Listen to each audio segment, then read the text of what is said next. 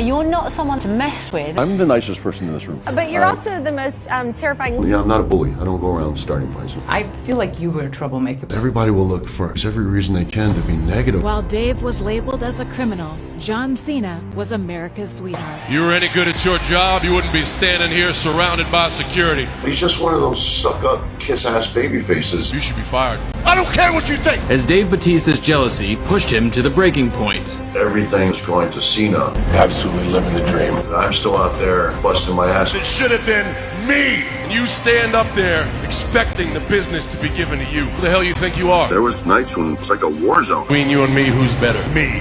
Why are you so angry? When I say I was desperate, I mean, I'm not joking, I was desperate. This is a guy who saw so much violence, he wasn't going to amount to anything. Often didn't even have money to eat. 3 people died on his doorstep before he turned 9. I fought very hard. There was nights when I thought I was going to walk out the door at the end of the night and get shot. I was a bouncer from the time I was 17 till I was about 30, and I was broke and had no future and had 2 kids, and I was desperate. So I had to go borrow money from a club owner because I didn't have money to buy my kids Christmas presents. And I was so humiliated, and I just wanted to make a change, and I just didn't know what to do. I don't have an education. I don't really have any training or job training, but I have this great big huge body. They were advertising that you could come and try out to be a professional wrestler, and you go and you're paid like $300. And I left everything behind. When I say I was desperate, I mean, I'm not joking. I was desperate. I had nothing. I looked like a professional wrestler. I was always bigger than the rest of the kids, and I borrowed money and started training as a professional wrestler. And it was basically boot camp. And they just singled me out and ran me into the ground till I was throwing up. The people you came up with in your class was John Cena. We were all really bonded together, and we knew we were going to kind of move up together and be the generation of WWE superstars. Finally able to feed his kids, Dave thought he'd left his tough childhood behind.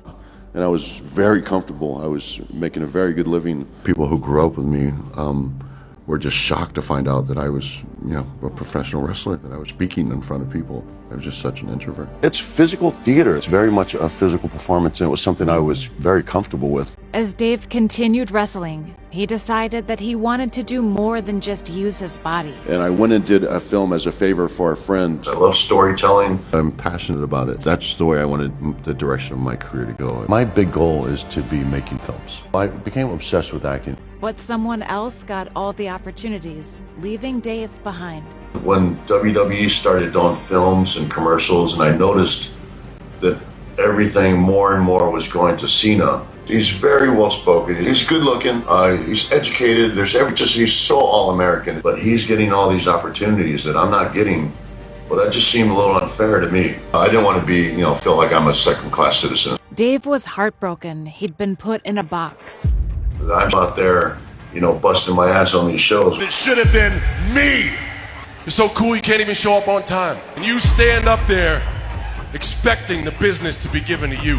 And so I simply asked the question, is there any opportunity for me to do films? And they said, sorry, we need you here. We need you on the shows. They wouldn't let me do anything outside the company. I was stuck within the company wrestling. And I wanted to more for myself because I was limited within the WWE. Dave was forbidden from chasing his dream.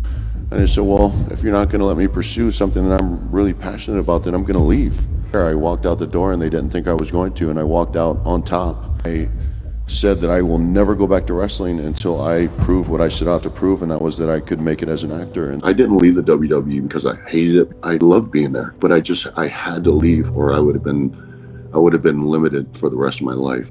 Dave risked it all to break out of the box, not knowing he was about to face his biggest challenge. In Hollywood, they just have a bad perception of what professional wrestling is. And so those are some of the walls that I had to break down, those stereotypes. I lost everything because I took a chance on myself because I had this passion for acting. I was really desperate at the time. I'd hardly worked in 3 years. I'd gone broke. I'd lost all my money from wrestling. Finally got an agent. I wanted to focus on not so much being an action star and being a cliche character that people would expect me to be. I worked with my acting coach. A lot of times I just couldn't even get into audition. But one day, he was finally given a chance. And my agent says, I really had to fight you to get you this audition. I don't want to get your hopes up. Did my audition. And she said, congratulations, Mr. Drax. And I literally just broke down. I was just a mess. And it was a big deal to me. And I worked and struggled and worked and struggled. And finally got the dream role of a lifetime. Dave had proven himself and decided to make peace with his past. First call I made after I rapped was, I said, hey man, I'd really like to come back and wrestle for a little bit. You're being inducted into the WWE, right? The Hall of Fame? Yeah, Hall of Fame, yeah. That's